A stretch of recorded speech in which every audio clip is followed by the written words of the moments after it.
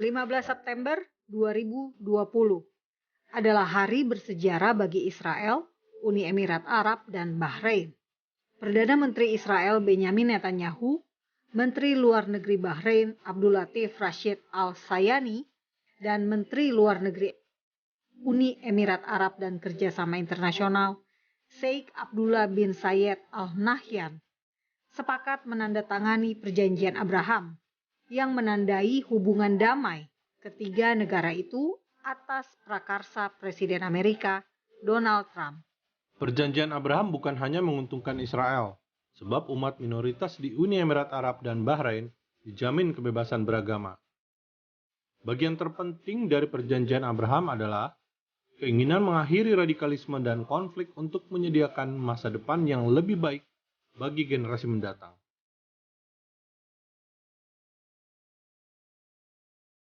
Perdamaian dua negara Arab dengan Israel dalam waktu 1 bulan merupakan pencapaian luar biasa Presiden Trump. Di masa lalu, Israel dan Mesir berdamai pada tahun 1979. Lalu Israel dan Yordania tahun 1994. Keduanya atas peranan Presiden Amerika, tetapi dicapai oleh dua presiden berbeda, yakni Jimmy Carter dan Bill Clinton. Namun tidak semua orang bahagia mendengar kata perdamaian.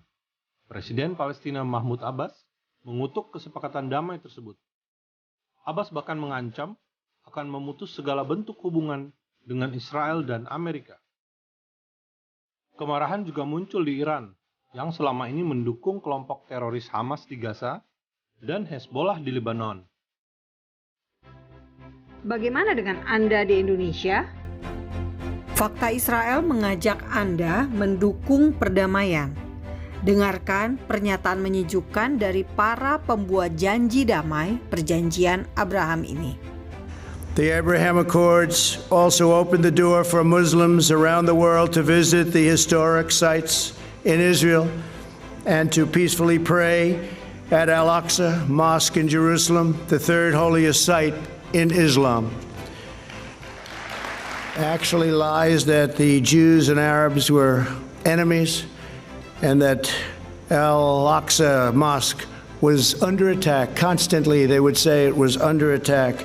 These lies passed down from generation to generation fueled a vicious cycle of terror and violence that spread across the region and all over the world.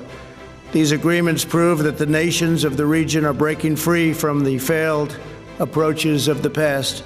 Today's signing says the people of the Middle East will no longer allow hatred of Israel to be fomented as an excuse for radicalism or extremism, so important. And the nations of the regions had to decide what kind of a future they wanted for their children and for their families and for their nation itself. No one could make that choice for them. They had to do that themselves. Today the world sees that they're choosing cooperation over conflict, friendship over enmity, prosperity over poverty, and hope over despair.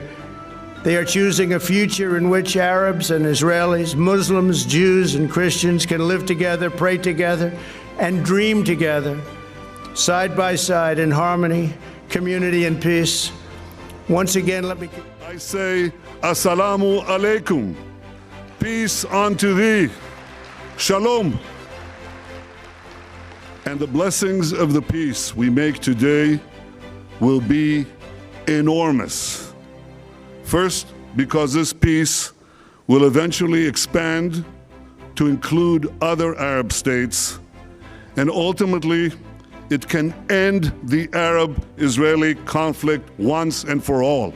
In future, Adonai oz le'amo yiten, Adonai yevarech et amo b'shalom.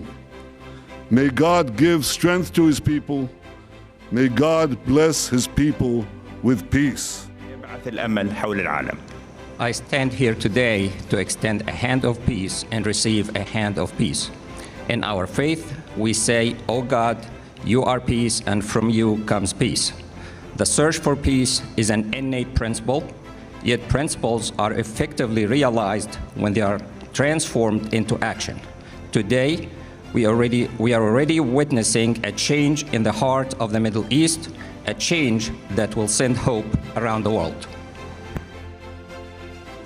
Today is a truly historic occasion, a moment of hope and opportunity for all the peoples of the Middle East, and in particular for the millions in our younger generations.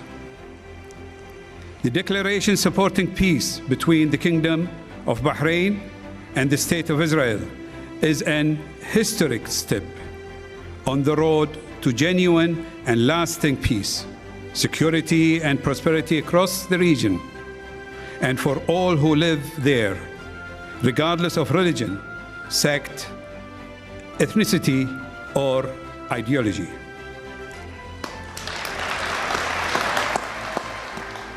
Jika Anda mendukung damai, berarti Anda harus mendukung Israel, sebab Israel terbukti selalu mau damai. Salam damai dari Fakta Israel.